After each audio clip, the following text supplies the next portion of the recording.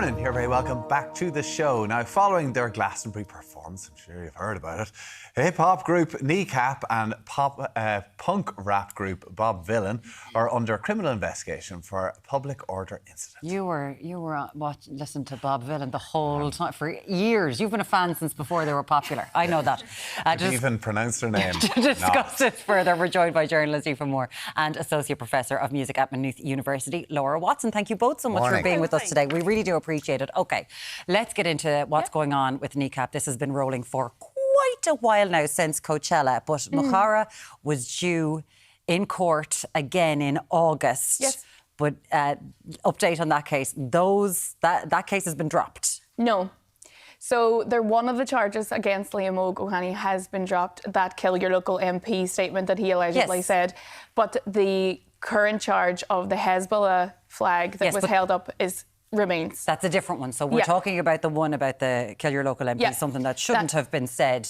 That is dropped. That charge has been dropped. However, there is still a live case against Liam O'Connor for allegedly brandishing a Hezbollah flag at a Kentish Town concert last year. And Hezbollah are designated a terrorist organisation. Yeah. So what's this current investigation that's come through from the weekend's performance for Kneecap and for this punk trio, Bob Vylan? OK, so it's worth mentioning that Bob Vylan are a lot less famous maybe than Kneecap. They're well known around London. They've supported bands like Buffy Clyro and Amyl and the Sniffers and people like that. They're very political as well. They're a hip-hop duo. Two fellas from Ipswich. The BBC decided not to live stream the Kneecap performance at Glastonbury because they were afraid that stuff that the BBC would not want to show would be said. So they did Bob Vylan instead. Bob Vylan and Kneecap are signed to the same record company and would share a lot of the same politics. What we saw was Bob Vylan said on stage, "From the river to the sea" and "Free Palestine." And then they began chanting "Death, death to the IDF." Kneecap, for their part, talked about Mukhara's case. Liam O'Connor said, "I'm a free man," etc. And then Nish O'Carolan, who's also known as Mowgli Bap, Nish said they were talking about the next court case for Liam O'Connor, and then he said, "We're going to start a riot." And then he said, no, not a riot. He said a lot of love and support for Liam O'Connor and Free Palestine. Apparently that's under investigation by Avon and Somerset Police as well. Keir Starmer as well. And F. Keir Starmer, which is not illegal. You can say that if you want. But CMAT said Free Palestine. Sorry, Amyl and the Sniffers actually put out a statement. Amyl and the Sniffers are an Australian band, and they put out a statement saying every single gig that they went to, nearly every band said Free Palestine, and there were Palestine flags everywhere. I think, now this is just me guessing, I think the investigation into Kneecap will be about the riot comment, which he then automatically corrected as soon as he said it. The Bob Vylan one would be "Death, death to the IDF." Now, I believe it was the Daily Mail, had a front page story saying that they had called for death to Israelis. I can assure you they did not. I've watched the whole thing twice now. They did not call for the death of Israelis. They called for the death of the IDF.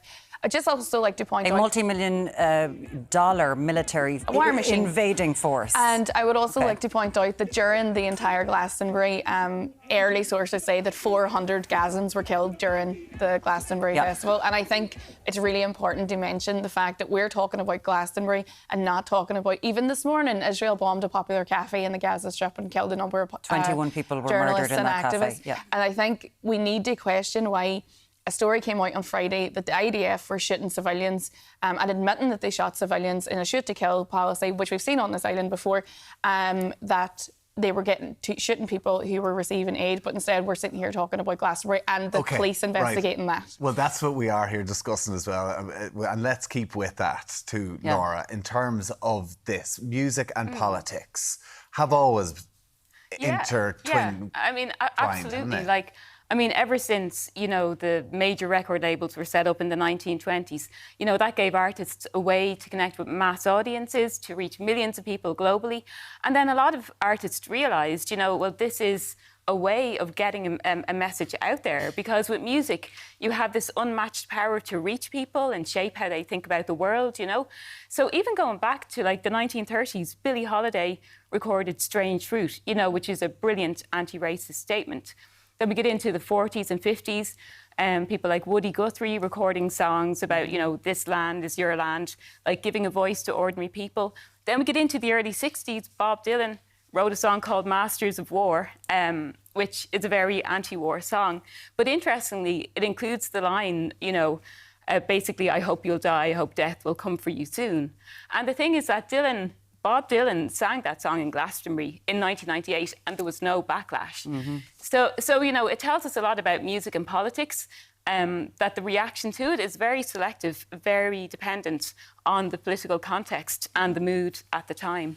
Because it is interesting, Bob Dylan obviously very much influenced by the Fury brothers as well and everything that went on there. But it's the politics of the time. When we look back at one of the probably most controversial political statements that we had seen live on television. This is Chenade OConnor in the 80s when she ripped up the picture of Pope John Paul II because she was highlighting collusion and sexual abuse within the Catholic Church.